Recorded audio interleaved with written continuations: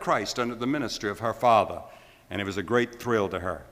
And then, of course, we've all preached from the text in Ezekiel 22. I looked for a man among them who would build up the wall and stand before me in the gap on behalf of the land, but I found none. Think of God looking for a man.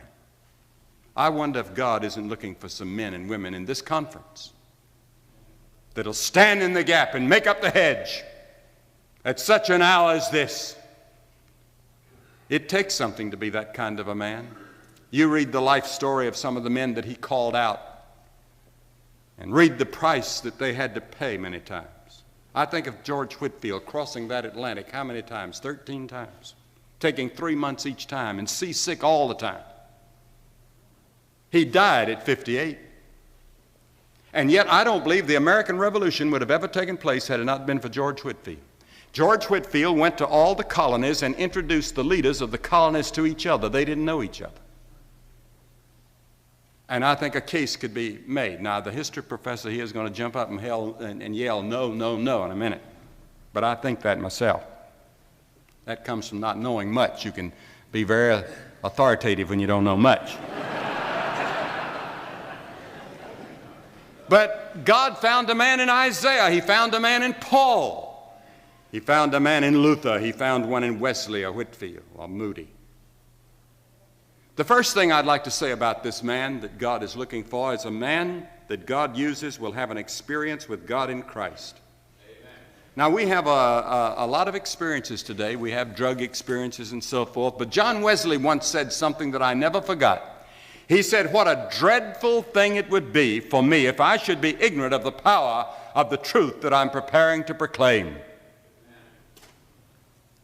And when I stood in Luther's pulpit a few weeks ago, and when I walked around the town of Wittenberg to all the different historical places where he was, I couldn't help but be reminded of Luther's tremendous crisis and the torment that he went through and the discouragements and the depressions he went through. If you ever want to read the life of a man who lived almost in a state of depression all the time, read Luther. I mean, he lived in depression and discouragement. He never dreamed that he was accomplishing anything. But he wrote this. He said, "At last I began to understand the justice of God." He'd tried everything to find peace and fulfillment and joy in his life and forgiveness of his sins and the assurance of it. He'd gone to Rome and climbed those steps and kissed each one, and he was a monk and a great preacher and a great theologian.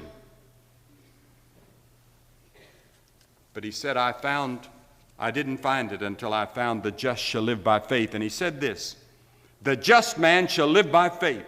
At this I felt myself to have been born again and to have entered through open gates into paradise itself."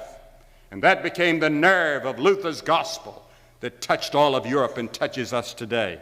Next year will be his 500th anniversary, and they're expecting 3 million American visitors to Wittenberg. And then Wesley. After Wesley returned from Georgia, he was a missionary to Georgia, ordained by Zinzendorf for work in the Carolinas.